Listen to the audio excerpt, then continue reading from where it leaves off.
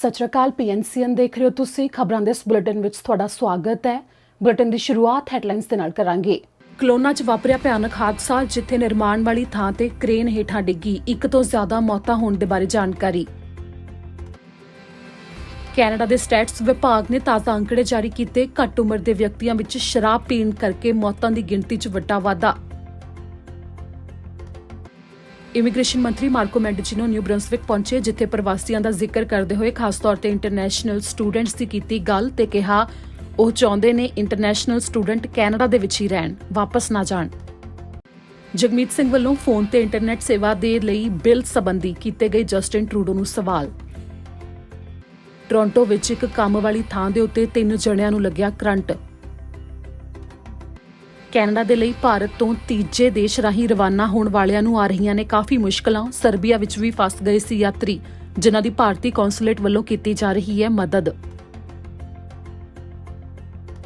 ਸਭ ਤੋਂ ਪਹਿਲਾਂ ਖਬਰ ਜੋ ਕਲੋਨਾ ਤੋਂ ਜਾਣਕਾਰੀ ਸਾਹਮਣੇ ਆਈ। ਸੋਮਵਾਰ ਦੀ ਸਵੇਰ ਨੂੰ ਇੱਕ ਭਿਆਨਕ ਹਾਦਸਾ ਵਾਪਰਿਆ, ਜਿੱਥੇ ਨਿਰਮਾਣ ਵਾਲੀ ਥਾਂ ਦੇ ਉੱਤੇ ਕ੍ਰੇਨ ਡਿੱਗ ਗਈ। ਕਲੋਨਾ ਵਿੱਚ ਇੱਕ ਭਿਆਨਕ ਹਾਦਸਾ ਵਾਪਰਿਆ, ਜਿਸ ਕਰਕੇ ਇੱਕ ਤੋਂ ਜ਼ਿਆਦਾ ਮੌਤਾਂ ਹੋਣ ਦੇ ਬਾਰੇ ਜਾਣਕਾਰੀ ਦਿੱਤੀ ਜਾ ਰਹੀ ਹੈ। ਫਿਲਹਾਲ ਇਸ ਦੇ ਬਾਰੇ ਸਪਸ਼ਟ ਨਹੀਂ ਕੀਤਾ ਗਿਆ ਆਖਿਰ ਕਿੰਨੀਆਂ ਮੌਤਾਂ ਹੋਈਆਂ ਨੇ ਤੇ ਕਿੰਨੇ ਜ਼ਖਮੀ ਹੋਏ ਨੇ। ਦਰਅਸਲ ਇੱਕ ਨਿਰਮਾਣ ਵਾਲੀ ਥਾਂ ਦੇ ਉੱਤੇ ਸੋਮਵਾਰ ਦੀ ਸਵੇਰ 11 ਵਜੇ ਦੇ ਕਰੀਬ ਜੁਲਾਈ 12 ਦੇ ਦਿਨ ਇਹ ਹਾਦਸਾ ਵਾਪਰਿਆ, ਜਦੋਂ ਕਾਮੇ ਕ੍ਰੇਨ ਨੂੰ ਇਕੱਠਾ ਕਰਨ ਦੀ ਕੋਸ਼ਿਸ਼ ਕਰ ਰਹੇ ਸਨ, ਜੋ ਕਿ ਇਮਾਰਤ ਦੀਆਂ ਉੱਪਰ ਵਾਲੀਆਂ ਮੰਜ਼ਲਾਂ ਤੱਕ ਕੰਮ ਕਰਨ ਦੇ ਵਾਸਤੇ ਉਸ ਦੀ ਵਰਤੋਂ ਹੁੰਦੀ ਹੈ। ਤਾਂ ਉਸ ਦੌਰਾਨ ਉਹ ਕ੍ਰੇਨ ਹੇਠਾਂ ਡਿੱਗ ਗਈ, ਜਿਸ ਤੋਂ ਬਾਅਦ ਨਾਲ ਵਾਲੀਆਂ ਇਮਾਰਤਾਂ ਦਾ ਵੀ ਨੁਕਸਾਨ ਪਹੁੰਚਿਆ। ਇਸ ਦੇ ਨਾਲ ਹੀ ਵਿਅਕਤੀਆਂ ਦਾ ਵੀ ਨੁਕਸਾਨ ਹੋਇਆ। ਇਹ ਕਾਫੀ ਭਿਆਨਕ ਹਾਦਸਾ ਸੀ।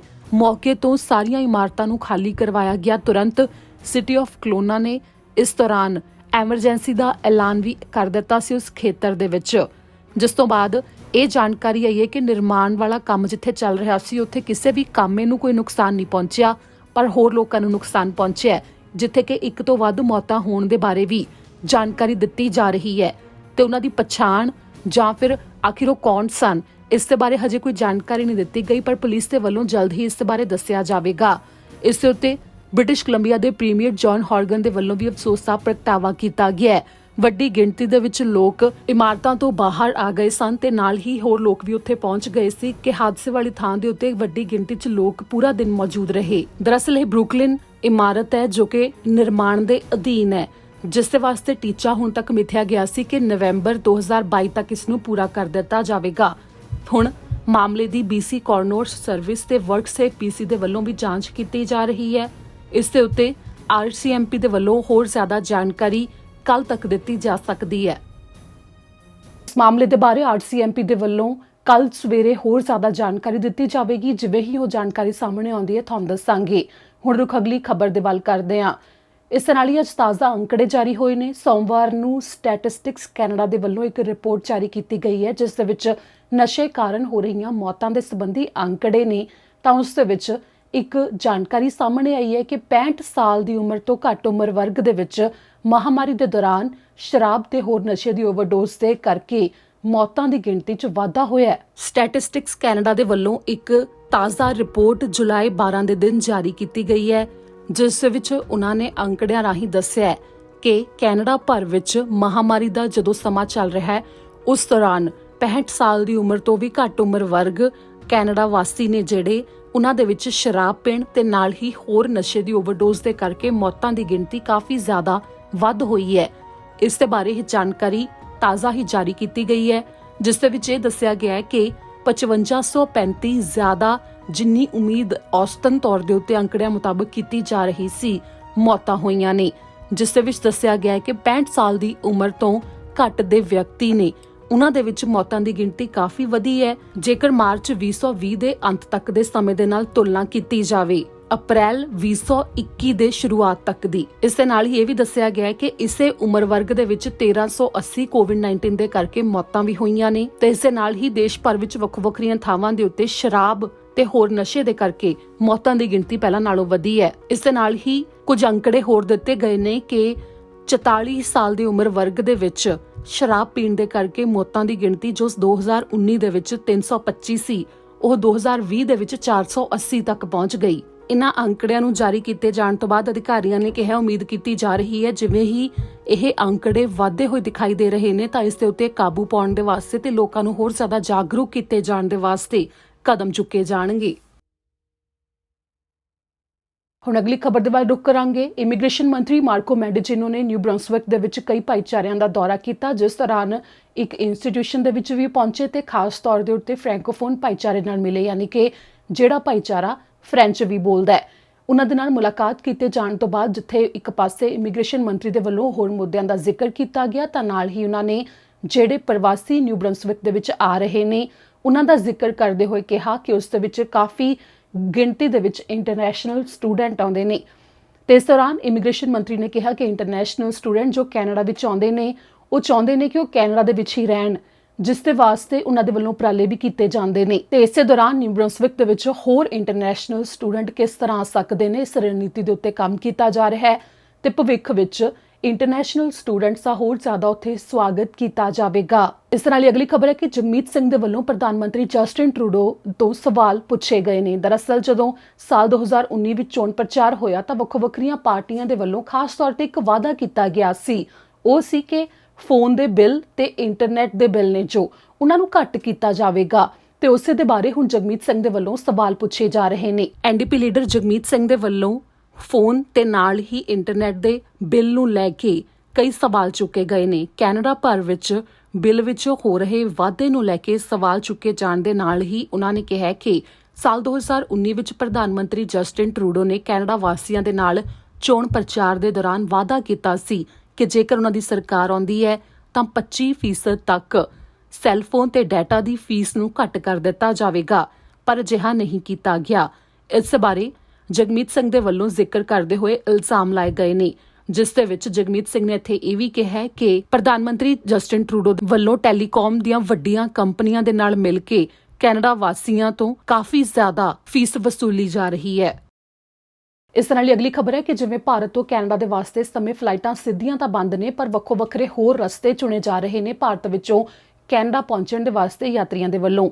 ਪਰ ਇਸ ਦੌਰਾਨ ਵਿਚਲੇ ਕਈ ਦੇਸ਼ ਨੇ ਉਹਨਾਂ ਦੇ ਆਪਣੇ ਵੱਖਰੇ ਕਾਨੂੰਨ ਨੇ, ਜਿਸ ਕਰਕੇ ਉਹਨਾਂ ਨੂੰ ਦਿੱਕਤ ਦਾ ਸਾਹਮਣਾ ਕਰਨਾ ਪੈ ਰਿਹਾ ਹੈ, ਜਿਸ ਕਰਕੇ ਉਹਨਾਂ ਨੂੰ ਕਿਹਾ ਜਾ ਰਿਹਾ ਹੈ ਕਿ ਜਦੋਂ ਵੀ ਤੁਸੀਂ ਤੀਜੇ ਦੇਸ਼ ਦੇ ਰਾਹੀਂ ਵੀ ਕੈਨੇਡਾ ਦੇ ਵਿੱਚ ਜਾਣਾ ਹੈ ਤਾਂ ਇਸ ਮੌਕੇ ਜਿਹੜੇ ਦੇਸ਼ ਵਿੱਚ ਤੁਸੀਂ ਰੁਕਣਾ ਹੈ ਉੱਥੋਂ ਦੇ ਕਾਨੂੰਨ ਨੂੰ ਜ਼ਰੂਰ ਪੜ੍ਹ ਲਿਆ ਜਾਵੇ, ਕਿਉਂਕਿ ਕਈ ਥਾਵਾਂ ਦੇ ਉੱਤੇ ਇਹ ਹੈ ਕਿ ਤੁਸੀਂ ਜਦੋਂ ਉੱਥੇ ਰੁਕਣਾ ਹੈ ਤਾਂ ਉੱਥੇ ਕੁਆਰੰਟੀਨ ਕਰਨਾ ਪੈਂਦਾ ਹੈ। ਤਾਂ ਕੁਝ ਇਸੇ ਤਰ੍ਹਾਂ ਸਰਬੀਆ ਤੋਂ ਮਾਮਲੇ ਸਾਹਮਣੇ ਆਏ, ਜਿਸ ਨੂੰ ਲੈ ਕੇ ਜਾਣਕਾਰੀ ਵੀ ਸਾਂਝੀ ਕੀਤੀ ਗਈ ਕਿ ਸੈਂਕੜੇ ਭਾਰਤੀ ਉੱਥੇ ਫਸੇ ਹੋਏ ਸਨ, ਜਿਨ੍ਹਾਂ ਨੂੰ ਇੱਕਦਮ ਅਧਿਕਾਰੀਆਂ ਦੇ ਵੱਲੋਂ 7 ਦਿਨ ਦੇ ਵਾਸਤੇ ਕੁਆਰੰਟੀਨ ਕਰਨ ਦੇ ਲਈ ਕਹਿ ਦਿੱਤਾ ਗਿਆ, ਜਿਹੜੇ ਕਿ ਕੈਨੇਡਾ ਆ ਰਹੇ ਸਨ ਰਾਹ ਦੇ ਵਿੱਚ ਹੀ, ਜਿਸ ਤੋਂ ਬਾਅਦ ਕਾਫੀ ਗਿਣਤੀ ਵਿੱਚ ਉਹਨਾਂ ਦੇ ਵੱਲੋਂ ਸ਼ਿਕਾਇਤਾਂ ਕੀਤੀਆਂ ਗਈਆਂ ਤੇ ਸਰਬੀਆ 'ਚ ਮੌਜੂਦ ਭਾਰਤੀ ਕੌਂਸੂਲੇਟ ਦੇ ਵੱਲੋਂ ਏਅਰਪੋਰਟ ਦੇ ਅਧਿਕਾਰੀਆਂ ਨਾਲ ਸੰਪਰਕ ਕੀਤਾ ਗਿਆ, ਜਿਸ ਤੋਂ ਬਾਅਦ ਉਹਨਾਂ ਦਾ ਕਹਿਣਾ ਹੈ ਕਿ ਵੱਖੋ ਵੱਖਰੀ ਗਿਣਤੀ ਦੇ ਵਿੱਚ ਜਿਹੜੇ ਯਾਤਰੀ ਨੇ ਉਹਨਾਂ ਨੂੰ ਅੱਗੇ ਰਵਾਨਾ ਕੀਤਾ ਜਾ ਰਿਹਾ ਹੈ, ਉਹਨਾਂ ਦੇ ਵੱਲੋਂ ਮਦਦ ਦਿੱਤੀ ਗਈ ਹੈ। ਪਰ ਕੁਝ ਇਸ ਤਰ੍ਹਾਂ ਦੀਆਂ ਦਿੱਕਤਾਂ ਪੇਸ਼ ਨਾ ਆਉਣ, ਇਸ ਦੇ ਕਰਕੇ ਜਿਹੜੇ ਵੀ ਦੇਸ਼ ਦੇ ਰਾਹੀਂ ਤੁਸੀਂ ਅੱਗੇ ਕੈਨੇਡਾ ਵਿੱਚ ਪਹੁੰਚਣਾ ਹੈ ਤਾਂ ਉੱਥੋਂ ਦੇ ਕਾਨੂੰਨ ਨੂੰ ਇੱਕ ਵਾਰ ਜ਼ਰੂਰ ਪੜ੍ਹ ਲਿਆ ਜਾਵੇ, ਉਸ ਦੇ ਬਾਰੇ ਜਾਣਕਾਰੀ ਜ਼ਰੂਰ ਲੈ ਲਈ ਜਾਵੇ ਤਾਂ ਕਿ ਤੁਹਾਨੂੰ ਬਾਅਦ ਵਿੱਚ ਕੋਈ ਦਿੱਕਤ ਨਾ ਆਵੇ। ਇਸ ਨਾਲ ਅਗਲੀ ਖਬਰ ਟੋਰਾਂਟੋ ਤੋਂ ਹੈ, ਜਿੱਥੇ ਕਿ ਅੱਜ ਸ਼ਾਮ ਨੂੰ ਇੱਕ ਮਾਮਲਾ ਸਾਹਮਣੇ ਆਇਆ। ਟੋਰਾਂਟੋ ਵਿੱਚ ਸੋਮਵਾਰ ਦੀ ਸ਼ਾਮ ਨੂੰ 6 ਵਜੇ ਦੇ ਕਰੀਬ ਪੁਲਿਸ ਅਧਿਕਾਰੀਆਂ ਦੇ ਵੱਲੋਂ ਜਾਣਕਾਰੀ ਦਿੱਤੀ ਗਈ ਕਿ ਕੰਮ ਵਾਲੀ ਥਾਂ ਦੇ ਉੱਤੇ 3 ਜਣਿਆਂ ਨੂੰ ਕਰੰਟ ਲੱਗ ਗਿਆ। ਦਰਅਸਲ ਉਹ ਪੌੜੀ ਦੇ ਉੱਤੇ ਮੌਜੂਦ ਸਨ ਤੇ ਉਹਨਾਂ ਨੇ ਇਸ ਮੌਕੇ ਬਿਜਲੀ ਦੀਆਂ ਤਾਰਾਂ ਨੂੰ ਛੂਹ ਲਿਆ, ਜਿਸ ਤੋਂ ਬਾਅਦ ਉਹਨਾਂ ਨੂੰ ਕਰੰਟ ਲੱਗ ਗਿਆ। 3 ਜਣਿਆਂ ਨੂੰ ਕਾਫੀ ਜਿਹੜਾ ਝਟਕਾ ਲੱਗਿਆ। ਇਸ ਦੌਰਾਨ ਉਹਨਾਂ ਵਿੱਚੋਂ ਇੱਕ ਦੀ ਹਾਲਤ ਇਸ ਸਮੇਂ ਕਾਫੀ ਗੰਭੀਰ ਬਣੀ ਹੋਈ ਹੈ, ਜਿਸ ਦੇ ਬਾਰੇ ਟੋਰਾਂਟੋ ਪੁਲਿਸ ਨੇ ਜਾਣਕਾਰੀ ਦਿੱਤੀ ਕਿ ਰੋਬੀਨਾ ਐਵੇਨਿਊ ਤੇ ਸੈਂਟ ਕਲੇਅਰ ਐਵੇਨਿਊ ਵੈਸਟ ਦੇ ਵੱਲ ਦਾ ਇਹ ਮਾਮਲਾ ਹੈ, ਜਿਸ ਦੇ ਬਾਰੇ ਉਹਨਾਂ ਨੇ ਕਿਹਾ ਕਿ ਹੋਰ ਜਾਣਕਾਰੀ ਉਹ ਕੁਝ ਸਮੇਂ ਦੇ ਵਿੱਚ ਦੇਣਗੇ। ਇਸ ਦੇ ਉੱਤੇ ਜਾਂਚ ਵੀ ਚੱਲ ਰਹੀ ਹੈ, ਜਿਵੇਂ ਹੀ ਇਸ ਦੇ ਉੱਤੇ ਕੋਈ ਹੋਰ ਜਾਣਕਾਰੀ ਸਾਹਮਣੇ ਆਵੇਗੀ ਤੁਹਾਨੂੰ ਦੱਸਾਂਗੇ। ਇਸ ਤਰ੍ਹਾਂ ਹੁਣ ਅਗਲੀ ਖਬਰ ਦੇ ਵੱਲ ਰੁਖ ਕਰਦੇ ਹਾਂ, ਜਿਵੇਂ ਕਿ ਕੈਨੇਡਾ ਹਾਈ ਕਮਿਸ਼ਨ ਦੇ ਵੱਲੋਂ ਭਾਰਤ ਵਿੱਚ ਜਾਣਕਾਰੀ ਦਿੱਤੀ ਗਈ ਕਿ ਜੋ ਵੀਜ਼ਾ ਐਪਲੀਕੇਸ਼ਨ ਸੈਂਟਰ ਨੇ ਵੱਖੋ ਵੱਖਰੇ ਪੱਧਰ ਦੇ ਉੱਤੇ ਵੱਖੋ ਵੱਖਰੇ ਪੜਾਅ ਦੇ ਤਹਿਤ ਆਪਣੀ ਸਰਵਿਸ ਨੂੰ ਸ਼ੁਰੂ ਕਰ ਰਹੇ ਨੇ। ਪਾਸਪੋਰਟ ਸਰਵਿਸ ਤਾਜ਼ਾ ਹੀ ਸ਼ੁਰੂ ਕੀਤੀ ਗਈ ਹੈ, ਜਿਸ ਨੂੰ ਲੈ ਕੇ ਦੱਸਿਆ ਗਿਆ ਕਿ ਆਖਿਰ ਕਿਹਨਾਂ ਦੇ ਵਾਸਤੇ ਫਿਲਹਾਲ ਇਹ ਸਰਵਿਸ ਸ਼ੁਰੂ ਕੀਤੀ ਗਈ ਹੈ ਤੇ ਨਾਲ ਹੀ ਇਸ ਮੌਕੇ ਜਿਹੜੇ ਪਾਸਪੋਰਟ ਜਮ੍ਹਾਂ ਕਰਵਾਏ ਜਾਣੇ ਨੇ ਉਹ ਸਿੱਧੇ ਹਾਈ ਕਮਿਸ਼ਨ ਨੂੰ ਨਾ ਭੇਜੇ ਜਾਣ ਤੇ ਜਿਨ੍ਹਾਂ ਨੂੰ ਪਾਸਪੋਰਟ ਦੀ ਬੇਨਤੀ ਆਉਂਦੀ ਹੈ, ਯਾਨੀ ਕਿ ਜਿਨ੍ਹਾਂ ਦੇ ਕੋਲ ਲੈਟਰ ਪਹੁੰਚਦਾ ਹੈ ਕਿ ਉਹ ਆਪਣੇ ਪਾਸਪੋਰਟ ਜਮ੍ਹਾਂ ਕਰਵਾ ਦੇਣ, ਸਿਰਫ ਉਹਨਾਂ ਦੇ ਵੱਲੋਂ ਹੀ ਪਾਸਪੋਰਟ ਭੇਜੇ ਜਾਣ। ਇਸ ਦੇ ਵਾਸਤੇ ਜਾਣਕਾਰੀ ਦਿੱਤੀ ਗਈ ਹੈ ਤੇ ਨਾਲ ਹੀ ਇਹ ਵੀ ਕਿਹਾ ਗਿਆ ਕਿ ਵੀਜ਼ਾ ਐਪਲੀਕੇਸ਼ਨ ਸੈਂਟਰ ਦੀ ਵੈਬਸਾਈਟ ਦੇ ਉੱਤੇ ਜਾ ਕੇ ਤੁਸੀਂ ਦੇਖ ਸਕਦੇ ਹੋ ਕਿ ਕਿਸ ਤਰ੍ਹਾਂ ਜਿਹੜੀ ਇਸ ਵਾਸਤੇ ਪ੍ਰਕਿਰਿਆ ਹੁੰਦੀ ਹੈ ਤੇ ਨਾਲ ਹੀ ਜਦੋਂ ਈਮੇਲ ਵੀ ਆਉਂਦੀ ਹੈ ਕਿ ਪਾਸਪੋਰਟ ਜਮ੍ਹਾਂ ਕਰਵਾਉਣ ਦੇ ਵਾਸਤੇ ਬੇਨਤੀ ਆਉਂਦੀ ਹੈ ਤਾਂ ਉੱਥੇ ਵੀ ਜਾਣਕਾਰੀ ਮੌਜੂਦ ਹੁੰਦੀ ਹੈ ਕਿ ਕਿਵੇਂ ਤੁਸੀਂ ਇਹ ਕੁਰੀਅਰ ਭੇਜਣਾ ਹੈ। ਇਸ ਸਮੇਂ ਬਾਇਓਮੈਟ੍ਰਿਕ ਸਰਵਿਸ ਤਾਂ ਚੱਲ ਰਹੀ ਹੈ। ਬਾਇਓਮੈਟ੍ਰਿਕ ਸਰਵਿਸ ਸਾਰਿਆਂ ਦੇ ਵਾਸਤੇ ਖੁੱਲੀ ਹੈ। ਭਾਰਤ ਵਿੱਚ ਜਿਹੜਾ ਹੌਲੀ-ਹੌਲੀ ਵੀਜ਼ਾ ਐਪਲੀਕੇਸ਼ਨ ਸੈਂਟਰਸ ਦੇ ਵੱਲੋਂ ਇਸ ਸਰਵਿਸ ਨੂੰ ਅੱਗੇ ਸ਼ੁਰੂ ਕੀਤਾ ਗਿਆ ਹੈ। ਇਸ ਮੌਕੇ ਕੋਵਿਡ-19 ਦੇ ਕਰਕੇ ਜਿਵੇਂ ਮਾਮਲੇ ਵੀ ਘੱਟ ਹੋਏ ਨੇ, ਹਦਾਇਤਾਂ ਵੀ ਹਟਾਈਆਂ ਜਾ ਰਹੀਆਂ ਨੇ, ਤਾਂ ਉਮੀਦ ਤਾਂ ਇਹ ਕੀਤੀ ਜਾ ਰਹੀ ਹੈ ਕਿ ਜੁਲਾਈ 21 ਆਖਰੀ ਤਰੀਕ ਹੋ ਸਕਦੀ ਹੈ ਜਦੋਂ ਤੱਕ ਭਾਰਤ ਤੋਂ ਸਿੱਧੀਆਂ ਫਲਾਈਟਾਂ ਬੰਦ ਕੀਤੀਆਂ ਜਾਣ। ਪਰ ਇਸ ਮੌਕੇ 에ਅਰ ਕੈਨੇਡਾ ਦੇ ਵੱਲੋਂ ਜੋ 15 ਅਗਸਤ ਤੱਕ ਟਿਕਟਾਂ ਵੀ ਰੱਦ ਕੀਤੀਆਂ ਗਈਆਂ ਸਨ, ਉਸ ਤੋਂ ਬਾਅਦ ਕਿਆਸ ਕੁਝ ਹੋਰ ਹੀ ਲਗਾਏ ਗਏ। ਪਰ ਕੈਨੇਡਾ ਸਰਕਾਰ ਦੇ ਵੱਲੋਂ ਫਿਲਹਾਲ ਇਸ ਦੇ ਬਾਰੇ ਕੋਈ ਵੀ ਐਲਾਨ ਨਹੀਂ ਕੀਤਾ ਗਿਆ। ਦੇਖਣਾ ਇਹ ਹੋਵੇਗਾ ਕਿ ਉਹਨਾਂ ਦੇ ਵੱਲੋਂ ਇਸ ਦੇ ਉੱਤੇ ਕੀ ਜਾਣਕਾਰੀ ਦਿੱਤੀ ਜਾਂਦੀ ਹੈ। ਜਿਵੇਂ ਹੀ ਉਹਨਾਂ ਵੱਲੋਂ ਕੁਝ ਦੱਸਿਆ ਜਾਵੇਗਾ ਤੁਹਾਨੂੰ ਅਸੀਂ ਜਾਣਕਾਰੀ ਦੇਵਾਂਗੇ। ਇਸ ਨਾਲ ਅਗਲੀ ਖਬਰ ਹੈ ਕਿ ਲਿਟਨ ਭਾਈਚਾਰੇ ਦੇ ਵਿੱਚ ਮੁੜ ਤੋਂ ਘਰ ਬਣਾਉਣ ਦੇ ਵਾਸਤੇ ਕੰਮ ਸ਼ੁਰੂ ਕਰਨ ਦੇ ਲਈ ਵੱਖੋ ਵੱਖਰੀਆਂ ਥਾਵਾਂ ਤੋਂ ਮਦਦ ਕੀਤੀ ਜਾ ਰਹੀ ਹੈ। ਇੱਕ ਕੰਪਨੀ ਦੇ ਵੱਲੋਂ ਲੰਬਰ ਦਾਨ ਕੀਤਾ ਜਾ ਰਿਹਾ ਹੈ ਤਾਂ ਕੁਝ ਇਸੇ ਤਰ੍ਹਾਂ ਵੱਖੋ ਵੱਖਰੇ ਪੱਧਰ ਦੇ ਉੱਤੇ ਸੂਬਾ ਸਰਕਾਰ, ਕੈਨੇਡਾ ਸਰਕਾਰ ਤੇ ਨਾਲ ਹੀ ਰੈੱਡ ਕਰਾਸ ਦੇ ਵੱਲੋਂ ਵੀ ਮਦਦ ਦਿੱਤੀ ਜਾ ਰਹੀ ਹੈ। ਇਸ ਮੌਕੇ ਪ੍ਰਧਾਨ ਮੰਤਰੀ ਜਸਟਿਨ ਟਰੂਡੋ ਨੇ ਵੀ ਇਸ ਦਾ ਜ਼ਿਕਰ ਕੀਤਾ ਹੈ, ਜਿਸ ਦੇ ਵਿੱਚ ਉਹਨਾਂ ਨੇ ਕਿਹਾ ਕਿ ਉਹ ਇਸ ਸੰਬੰਧੀ ਮਦਦ ਦੇ ਰਹੇ ਨੇ, ਜਿਸ ਨੂੰ ਲੈ ਕੇ ਜੋ ਰੈੱਡ ਕਰਾਸ ਦੇ ਵੱਲੋਂ ਮਦਦ ਦਿੱਤੀ ਜਾਵੇਗੀ ਉਨੀ ਹੀ ਮਦਦ BC ਸਰਕਾਰ ਵੱਲੋਂ, ਉਨੀ ਹੀ ਮਦਦ ਕੈਨੇਡਾ ਸਰਕਾਰ ਦੇ ਵੱਲੋਂ ਦਿੱਤੀ ਜਾਵੇਗੀ। ਲਿਟਨ ਭਾਈਚਾਰੇ ਦੀ ਮਦਦ ਕਰਨ ਦੇ ਵਾਸਤੇ ਕਈ ਸੰਸਥਾਵਾਂ ਵੀ ਸਾਹਮਣੇ ਆ ਰਹੀਆਂ ਨੇ ਸਰਕਾਰਾਂ ਦੇ ਨਾਲ, ਜਿਨ੍ਹਾਂ ਦੇ ਵੱਲੋਂ ਵੱਖੋ ਵੱਖਰੇ ਪੱਧਰ ਦੇ ਉੱਤੇ ਮਦਦ ਇਕੱਠੀ ਕੀਤੀ ਜਾ ਰਹੀ ਹੈ, ਜਿਸ ਦੇ ਵਿੱਚ ਪੈਸਿਆਂ ਦੀ ਮਦਦ ਦੇ ਨਾਲ ਹੀ ਹੋਰ ਰੋਜ਼ਮਰਾ ਦੀ ਜ਼ਿੰਦਗੀ ਦੇ ਵਿੱਚ ਵਰਤੋਂ 'ਚ ਆਉਣ ਵਾਲਾ ਸਮਾਨ ਵੀ ਇਕੱਠਾ ਕੀਤਾ ਜਾ ਰਿਹਾ ਹੈ, ਜਿਸ ਦੇ ਵਿੱਚ ਭੋਜਨ ਤੇ ਕੱਪੜੇ ਵੀ ਸ਼ਾਮਲ ਨੇ। ਅਗਲੀ ਖਬਰ ਹੈ ਕਿ ਅੱਜ ਸਵੇਰੇ ਟੋਰਾਂਟੋ ਵਿੱਚ ਗੋਲੀਆਂ ਚੱਲਣ ਦਾ ਮਾਮਲਾ ਸਾਹਮਣੇ ਆਇਆ ਸੀ, ਜਿਸ ਦੇ ਵਿੱਚ 4 ਜਣਿਆਂ ਦੇ ਗੋਲੀਆਂ ਲੱਗੀਆਂ। ਟੋਰਾਂਟੋ ਵਿੱਚ ਸੋਮਵਾਰ ਦੀ ਦੁਪਹਿਰ ਨੂੰ ਗੋਲੀਆਂ ਚੱਲੀਆਂ ਨੇ। ਸ਼ਹਿਰ ਦੇ ਉੱਤਰੀ ਖੇਤਰ ਵਿੱਚ ਗੋਲੀਆਂ ਚੱਲੀਆਂ, ਜਿੱਥੇ 4 ਜਣਿਆਂ ਨੂੰ ਗੋਲੀਆਂ ਲੱਗੀਆਂ ਨੇ। 4 ਵਿਅਕਤੀਆਂ ਵਿੱਚੋਂ ਇੱਕ ਦੀ ਹਾਲਤ ਗੰਭੀਰ ਬਣੀ ਹੋਈ ਹੈ। ਪੁਲਿਸ ਅਧਿਕਾਰੀਆਂ ਨੇ ਦੱਸਿਆ ਕਿ ਉਹਨਾਂ ਨੂੰ ਇੱਕ ਥਾਂ ਦੇ ਉੱਤੇ ਫਿੰਚ ਐਵੇਨਿਊ ਵੈਸਟ ਦੇ ਕੋਲ 1:02 ਦੇ ਕਰੀਬ ਦੁਪਹਿਰ ਨੂੰ ਸੋਮਵਾਰ ਦੇ ਦਿਨ ਬੁਲਾਇਆ ਗਿਆ, ਜਿੱਥੇ ਜਦੋਂ ਉਹ ਪਹੁੰਚੇ ਤਾਂ 4 ਜਣਿਆਂ ਦੇ ਗੋਲੀਆਂ ਲੱਗੀਆਂ ਹੋਈਆਂ ਸਨ, ਜਿਨ੍ਹਾਂ ਨੂੰ ਹਸਪਤਾਲ 'ਚ ਪਹੁੰਚਾਇਆ ਗਿਆ।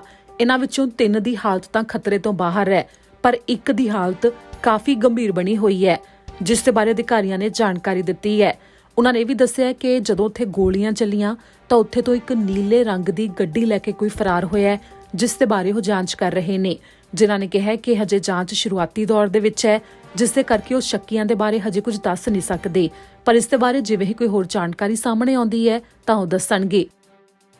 ਅੱਗੇ ਰਿਪੋਰਟ ਉਸ ਦੇ ਬਾਰੇ ਜੋ ਕੈਨੇਡੀਅਨ ਫੂਡ ਇੰਸਪੈਕਸ਼ਨ ਏਜੰਸੀ ਨੇ ਜਾਣਕਾਰੀ ਦਿੱਤੀ, ਜਿਸ ਦੇ ਵਿੱਚ ਇੱਕ ਜੀਰਾ ਪਾਊਡਰ ਨੂੰ ਮਾਰਕੀਟ ਦੇ ਵਿੱਚੋਂ ਵਾਪਸ ਮੰਗਵਾਇਆ ਗਿਆ ਹੈ, ਜਿਸ ਦੇ ਕਰਕੇ ਸੈਲਮੋਨੇਲਾ ਵਾਇਰਸ ਹੋਣ ਦਾ ਖਤਰਾ ਹੋ ਸਕਦਾ ਹੈ। ਚੇਤਾਵਨੀ ਦਿੱਤੀ ਗਈ ਹੈ। ਕੈਨੇਡੀਅਨ ਫੂਡ ਇੰਸਪੈਕਸ਼ਨ ਏਜੰਸੀ ਨੇ ਇੱਕ ਚੇਤਾਵਨੀ ਜਾਰੀ ਕੀਤੀ ਹੈ, ਜਿਨ੍ਹਾਂ ਦੇ ਵੱਲੋਂ ਇੱਕ ਜੀਰਾ ਪਾਊਡਰ ਮਾਰਕੀਟ ਦੇ ਵਿੱਚੋਂ ਵਾਪਸ ਮੰਗਵਾਇਆ ਗਿਆ ਹੈ, ਜਿਸ ਨੂੰ ਲੈ ਕੇ ਇਹ ਕਿਹਾ ਗਿਆ ਹੈ ਕਿ ਇਸ ਜੀਰਾ ਪਾਊਡਰ ਦੀ ਵਰਤੋਂ ਦੇ ਨਾਲ ਸੈਲਮੋਨੇਲਾ ਵਾਇਰਸ ਦਾ ਖਤਰਾ ਹੋ ਸਕਦਾ ਹੈ, ਜਿਸ ਦੇ ਵਾਸਤੇ ਕੈਨੇਡੀਅਨ ਫੂਡ ਇੰਸਪੈਕਸ਼ਨ ਏਜੰਸੀ ਨੇ ਪੂਰੀ ਜਾਣਕਾਰੀ ਜਦੋਂ ਦਿੱਤੀ ਤਾਂ ਉਹਨਾਂ ਨੇ ਇਹ ਚੇਤਾਵਨੀ 11 ਜੁਲਾਈ ਨੂੰ ਜਾਰੀ ਕੀਤੀ ਹੈ, ਜਿਸ ਦੇ ਪਿੱਛੇ ਕਾਰਨ ਸੈਲਮੋਨੇਲਾ ਵਾਇਰਸ ਹੋ ਸਕਦਾ ਹੈ। ਕਲਾਸ 2 ਦੀ ਇਹ ਚੇਤਾਵਨੀ ਹੈ ਤੇ ਇਸ ਦੇ ਨਾਲ ਹੀ ਜਿਹੜੀ ਕੰਪਨੀ ਦਾ ਇਹ ਜੀਰਾ ਪਾਊਡਰ ਹੈ, ਇਹ ਉਂਜਾ ਸਪਾਈਸ ਇਨਕੋਰਪੋਰੇਸ਼ਨ ਹੈ, ਜਿਸ ਦੀ ਕਿ ਓਨਟਾਰੀਓ ਦੇ ਵਿੱਚ ਵਿਕਰੀ ਹੋਈ ਹੈ ਤੇ ਇਸ ਦੇ ਨਾਲ ਹੀ ਓਨਟਾਰੀਓ ਸੂਬੇ ਦਾ ਹੀ ਇਸ ਦੇ ਵਿੱਚ ਜ਼ਿਕਰ ਕੀਤਾ ਗਿਆ ਹੈ। ਤਾਂ ਨਾਲ ਹੀ ਦੱਸਿਆ ਗਿਆ ਹੈ ਕਿ ਇਹ ਕਿਊਮਿਨ ਪਾਊਡਰ ਹੈ, ਯਾਨੀ ਕਿ ਜੀਰਾ ਪਾਊਡਰ ਹੈ, ਜਿਸ ਦੀ ਜਿਹੜੀ ਪੈਕਿੰਗ ਹੈ ਉਹ 454 ਗ੍ਰਾਮ ਦੀ ਹੈ ਤੇ ਉਸ ਦੇ ਉੱਤੇ ਲਿਖਿਆ ਹੋਇਆ ਕਿ ਅਕਤੂਬਰ 2023 ਤੋਂ ਪਹਿਲਾਂ ਵਧੀਆ ਹੈ ਵਰਤੋਂ ਦੇ ਵਾਸਤੇ। ਪਰ ਇਸ ਦੇ ਵਾਸਤੇ ਕਿਹਾ ਗਿਆ ਹੈ ਕਿ ਇਸ ਨੂੰ ਮਾਰਕੀਟ ਦੇ ਵਿੱਚੋਂ ਵਾਪਸ ਮੰਗਵਾ ਲਿਆ ਗਿਆ ਹੈ ਤੇ ਜੇਕਰ ਤੁਸੀਂ ਇਹ ਜੀਰਾ ਪਾਊਡਰ ਖਰੀਦਿਆ ਹੈ ਤਾਂ ਤੁਸੀਂ ਇਸ ਨੂੰ ਜਾਂ ਤਾਂ ਵਾਪਸ ਕਰ ਦਵੋ ਜਾਂ ਫਿਰ ਸੁੱਟ ਦਵੋ, ਤੇ ਜੇਕਰ ਇਸ ਦੀ ਵਰਤੋਂ ਤੋਂ ਬਾਅਦ ਕੋਈ ਬਿਮਾਰ ਹੋਇਆ ਤਾਂ ਤੁਰੰਤ ਆਪਣੇ ਡਾਕਟਰ ਦੇ ਨਾਲ ਸੰਪਰਕ ਕੀਤਾ ਜਾਵੇ। ਜਿਸ ਦੇ ਬਾਰੇ ਜਦੋਂ ਅਧਿਕਾਰੀਆਂ ਦੇ ਵੱਲੋਂ ਸੈਲਮੋਨੇਲਾ ਨੂੰ ਲੈ ਕੇ ਜਾਣਕਾਰੀ ਦਿੱਤੀ ਜਾਂਦੀ ਹੈ, ਦਰਅਸਲ ਇਸ ਦੇ ਵਿੱਚ ਇਹ ਹੁੰਦਾ ਹੈ ਕਿ ਜਿਸ ਪ੍ਰੋਡਕਟ ਦੀ ਵਰਤੋਂ ਨਾਲ ਸੈਲਮੋਨੇਲਾ ਵਾਇਰਸ ਦਾ ਖਤਰਾ ਹੁੰਦਾ ਹੈ, ਉਸ ਤੋਂ ਕਿਸੇ ਵੀ ਤਰ੍ਹਾਂ ਦੀ ਕੋਈ ਬਦਬੂ ਨਹੀਂ ਆਉਂਦੀ ਜਾਂ ਫਿਰ ਉਸ ਪ੍ਰੋਡਕਟ ਦੇ ਵਿੱਚ ਦਿਖਾਈ ਨਹੀਂ ਦਿੰਦਾ ਕਿ ਸੈਲਮੋਨੇਲਾ ਵਾਇਰਸ ਉਸ ਦੇ ਨਾਲ ਹੋ ਸਕਦਾ ਹੈ, ਪਰ ਉਹ ਤੁਹਾਨੂੰ ਬਿਮਾਰ ਕਰ ਸਕਦਾ ਹੈ। ਇੱਥੋਂ ਤੱਕ ਕਿ ਜਿਹੜੇ ਛੋਟੇ ਬੱਚੇ ਨੇ ਤੇ ਗਰਭਵਤੀ ਔਰਤਾਂ ਨੇ, ਉਹਨਾਂ ਦੇ ਵਾਸਤੇ ਜ਼ਿਆਦਾ ਖਤਰਨਾਕ ਸਾਬਤ ਹੋ ਸਕਦਾ ਹੈ, ਜਿਸ ਤੋਂ ਬਾਅਦ ਬੁਖਾਰ ਹੋ ਸਕਦਾ ਹੈ, ਸਿਰ ਦਰਦ, ਪੇਟ ਵਿੱਚ ਦਰਦ ਹੋ ਸਕਦਾ ਹੈ, ਡਾਇਰੀਆ ਹੋ ਸਕਦਾ ਹੈ, ਜਿਸ ਦੇ ਵਾਸਤੇ ਤੁਰੰਤ ਡਾਕਟਰ ਨਾਲ ਸੰਪਰਕ ਕੀਤਾ ਜਾਵੇ ਜੇਕਰ ਕਿਸੇ ਦੇ ਵੱਲੋਂ ਵੀ ਕੁਝ ਅਜਿਹਾ ਮਹਿਸੂਸ ਕੀਤਾ ਜਾਂਦਾ ਹੈ। ਏਜੰਸੀ ਨੇ ਨਾਲ ਹੀ ਇਹ ਵੀ ਕਿਹਾ ਕਿ ਹੁਣ ਤੱਕ ਉਹਨਾਂ ਕੋਲ ਕੋਈ ਸ਼ਿਕਾਇਤ ਤਾਂ ਸਾਹਮਣੇ ਨਹੀਂ ਆਈ ਹੈ ਕਿ ਕੋਈ ਇਸ ਨੂੰ ਖਾਣ ਦੇ ਨਾਲ ਇਸ ਵਾਇਰਸ ਦੇ ਕਰਕੇ ਬਿਮਾਰ ਹੋਇਆ ਹੋਵੇ, ਪਰ ਦਰਅਸਲ ਏਜੰਸੀ ਨੇ ਇੱਕ ਟੈਸਟ ਕੀਤਾ ਸੀ, ਜਿਸ ਤੋਂ ਬਾਅਦ ਉਹਨਾਂ ਨੇ ਪਾਇਆ ਕਿ ਇਸ ਪ੍ਰੋਡਕਟ ਦੀ ਵਰਤੋਂ ਨਾਲ ਸੈਲਮੋਨੇਲਾ ਵਾਇਰਸ ਦਾ ਖਤਰਾ ਹੋ ਸਕਦਾ ਹੈ।